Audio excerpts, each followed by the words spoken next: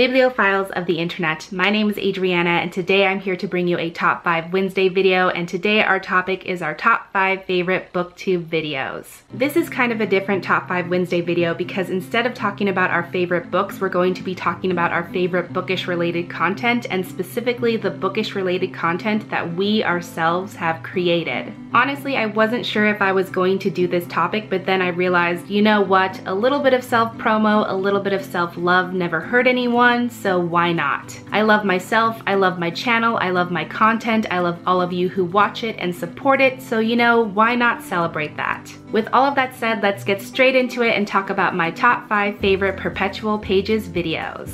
At number 5, I have my best books of 2015 video. Because I read so many books and because I find so many new to me favorite books by the end of every year, I wanted to find a way where I could talk about all of them without excluding any of them and without rambling on and on forever. So I came up with this kind of creative, succinct format in 2014 and it worked out really well for me, so I just used that format again in 2015 and I had such a great time making that video. Not only does the format give me the chance to reflect on all of my favorite books I've discovered that year, but it also challenges me to cut straight to the heart of the story and also gives me the opportunity to spotlight my ultimate personal takeaway from each book. I think that's what makes it feel so genuine, and that's why a lot of people connect to it and respond to it so well. It's my hope that this format allows me to go beyond the surface and reminds me of how all of these books have affected me throughout the year, and also lets me think about what they've each brought to my life.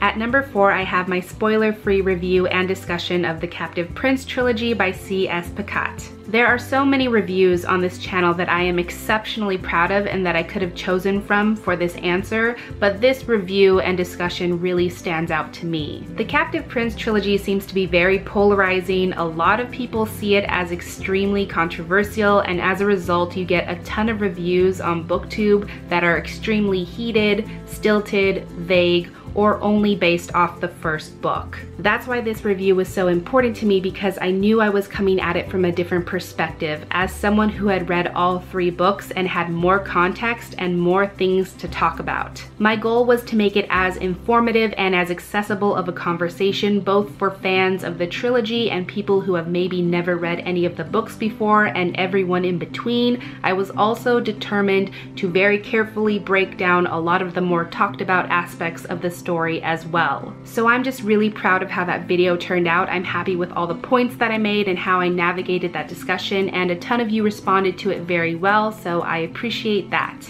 At number 3, I have my A to Z of Queer Lit video. Honestly, I just love any video where I discuss Queer Lit, which is practically every video that I make, so obviously this one had to make the list. It was such a great chance to spotlight 26 different queer books. I kind of see it as like a rapid fire recommendations video where I'm listing off all of these books and briefly mentioning why I'm talking about them in the first place. Plus, it was such great exposure for so many of you who maybe don't know a lot about Queer Lit or want to read more Queer Lit in the future, so how could I bypass the chance to spread some love and awareness and positivity? I am absolutely proud of that video. At number 2, I have my discussion about captioning videos. Accessible, safe, enjoyable spaces are something I care about very deeply, and I'm still to this day so disappointed that a lot of booktubers just don't even bother captioning any of their videos,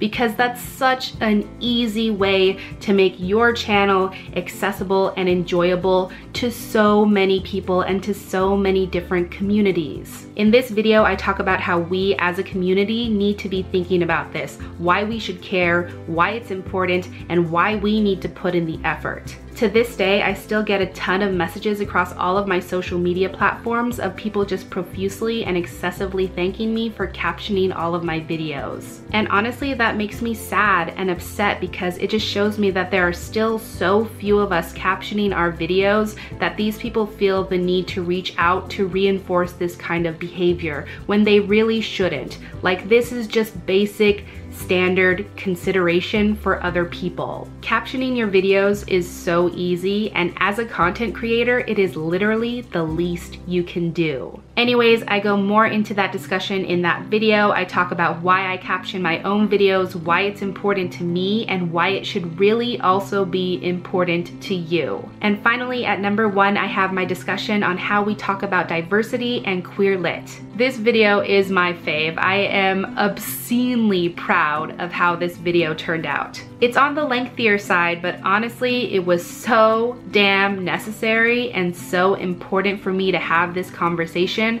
that I wouldn't have it any other way. Honestly, in this video, I throw down. I lay down the law about so many things related to diversity and queer lit, and especially the discussion thereof. So much anger and frustration and exhaustion went into filming and making that video, but ultimately, I think it was really productive and I'm very proud of it. It's sort of a mashup of two different discussions, and the first is how a lot of people in the reading community bemoan the fact that there's not enough diverse books, or they can't find those books, or they just flat out won't read those books, and I challenge people to actually try. So I talk about things you can do and resources you can use to find more diverse books, and then I tell you to actually read them. I would especially recommend following organizations, blogs, and content creators who are dedicated to diverse books, as well as the hashtag own voices, which is extremely important. The second bigger part of this discussion is talking about how we discuss queer lit